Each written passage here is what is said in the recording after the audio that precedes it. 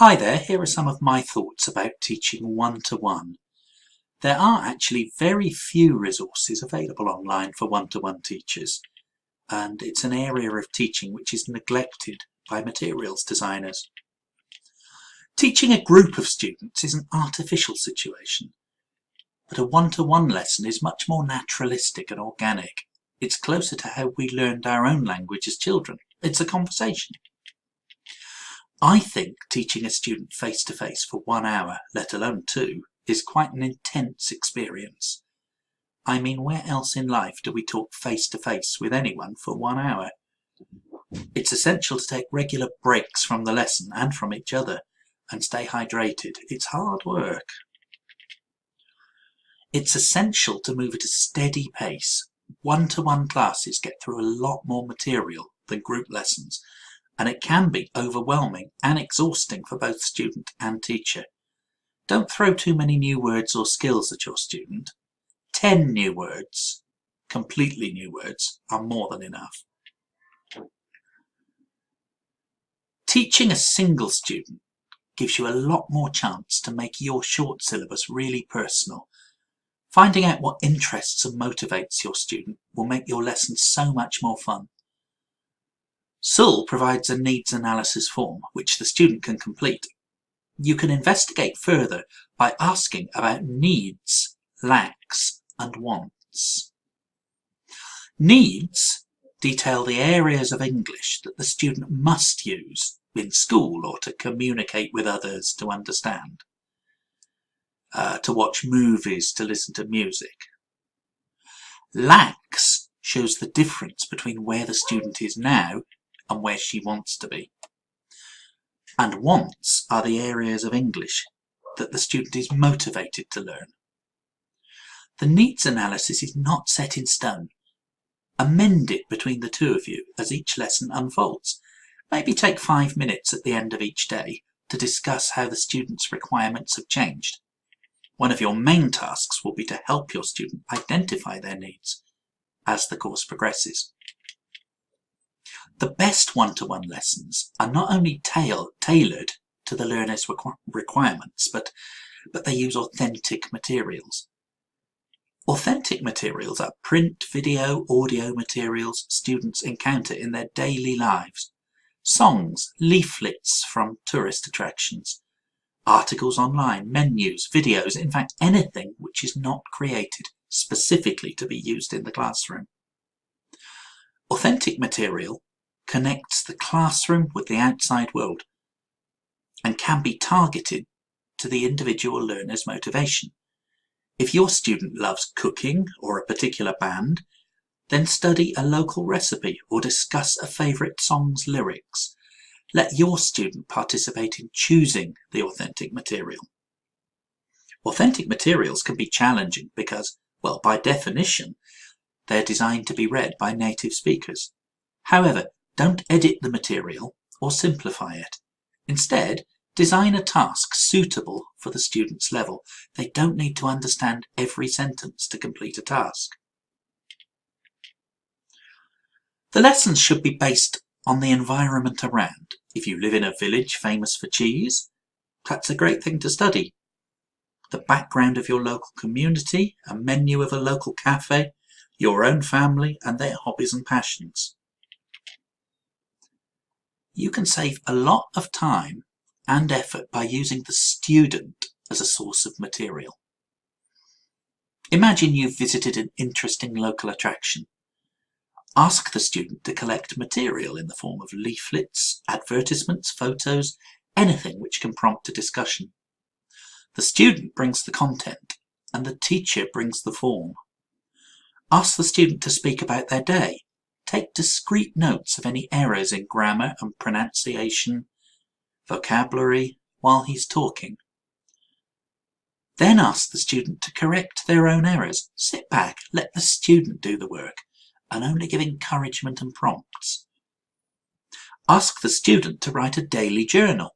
Each day, glance at the diary and find 10 assorted mistakes. Don't correct the mistakes, but use this key to write an error code either above the error or in the margin to the left. and then encourage the student to find his own mistakes. I attach a link to this key and some other hints for marking written work on the website underneath the video. Be flexible. Sometimes teenagers don't know what they need. Sometimes needs change. Don't stick to your course forward plan if there's a better way. Review the course constantly and it'll be a richer experience for you. The course forward plan is like a roadmap to guide the student between where she is now and where she wants to be. And there's many alternative routes you can take to a destination. So much material is available for classes and groups of students, but it's really hard to find ready-made one-to-one material. Here's some of the things you can and can't do with a single student. Perhaps pause the video and read the speech bubbles. The main difference between teaching a group and a single student is that you cannot use pairs or groups of students for communicative activities or peer correction. Instead, use your authentic, natural conversation as one of the texts which you use in class. I think there's two approaches which are tailor-made for SUL immersion classes. Both approaches don't really require a lesson plan or any in-depth research of the grammar, vocabulary, or linguistic skills to be covered. In fact, these two approaches are hardly like lessons at all. Teaching unplugged is the term used for a teaching method and philosophy which has three main aims. Firstly, teaching through conversation.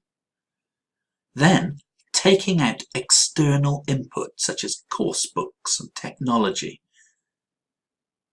Then letting the lesson content be driven by the students rather than being pre-planned by the teacher. This approach has become popular because of Scott Thornbury, and you can find any number of tutorials on YouTube. This approach is absolutely perfect for one-to-one teenager classes, and there is a link on this website underneath the video if you want to find out more. Task-based learning offers an alternative for language teachers. In a task-based lesson, the teacher doesn't plan what language will be studied. The lesson is based around the completion of a central task. Now, this could be baking a cake, planning a trip, or doing the shopping. The language studied is determined by what happens as the students complete the task, and the lesson follows some set stages. Pre-task, the teacher gives instructions on the task ahead and elicits some of the language which might be useful in doing the task. During the task stage, the learner completes the task with no correction or interruption from the teacher. Planning, the student completes a short spoken report to say what happened during the task and how successful they thought it was. This can be done as homework outside the class. Leading on to the report stage, the student makes a report or a presentation to the teacher, and after this, the teacher can perhaps play a video of a native speaker doing the same task, if this is possible. Then we move on to the analysis stage. The teacher highlights errors and successes from the task and from the report. And finally, the practice stage. The teacher and the student do practice activities to increase confidence and fluency based on issues which emerged from the task and the report. Task-based learning uses the learner as the source of the text, and it's the language which emerges from the task and the student's reaction and reflection on the task which provides the material. And the advantage is that it saves an awful lot of planning time. I hope that your students never cause you to have thoughts like these, but in his book, Peter Wilberg discusses some of the lessons that he's learned over his career of one-to-one teaching. This book is available if you Google it. Firstly, tune into your student's stance, mood and tone. This requires empathy and patience.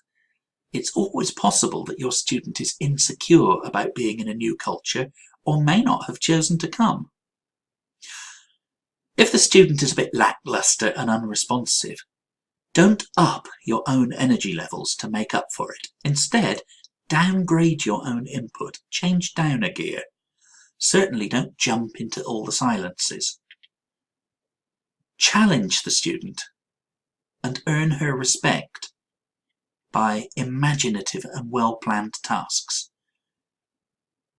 The student could be impressed by the obvious effort that you put into the lesson and will often respond to your professionalism. Adapt to the student's pace of speaking, posture and learning style. If a student likes to reflect, give him space. If he's a visual learner, provide plenty of images and graphics. If he's a fast and dynamic talker who makes mistakes, go with his spontaneous, rapid style and encourage and correct without breaking the flow. So don't polarize with your student, tune into them. Don't perform and become more dynamic if your student is lackluster. Change down a gear. Earn your students' respect by your professionalism and your well-planned tasks, and then they should respond. And reflect the student's pace, reflect their style in your teaching. So you're going to teach them a lot of words. How many times should a student hear a word or a phrase before they remember it? Twice? 100 times? 30 times? Well, Professor Paul Nation suggests that it's between 5 and 16 times before the student adds that word to their long-term memory. But there is things that you can do to help them remember vocabulary. When the student is exposed to a new word, get them to record it. Now, there's different ways you can do this. You can categorize the vocabulary, in this case, vocabulary from the environment. Now, I've recorded the word, the definition, the part of speech, and an example. But the words don't have to be connected. The words can just be recorded as they come up at random. But again, record the meaning, the part of speech, and if possible, an example of the word in use. Now you can categorize words in other ways, linguistically. Now you see these phrasal verbs, break up, break into, break down. They all mean different things, but they have something in common. They begin with the word break. Or you can, if you're feeling artistic, use a mind map. This is great for visual learners, and it also looks great in students' notebooks to take home. But one thing which you must be sure not to do is allow the words in the notebook to become a word cemetery. Once you expose the student to a new piece of vocabulary, allow them to record it and then revisit and recycle this new vocabulary in a later lesson. And then that way the words will be more effectively committed to the student's long-term memory. Now, I hope this has been a help. Please have a look at some of the other videos on this website and let me know if you have any feedback. Thanks very much for watching.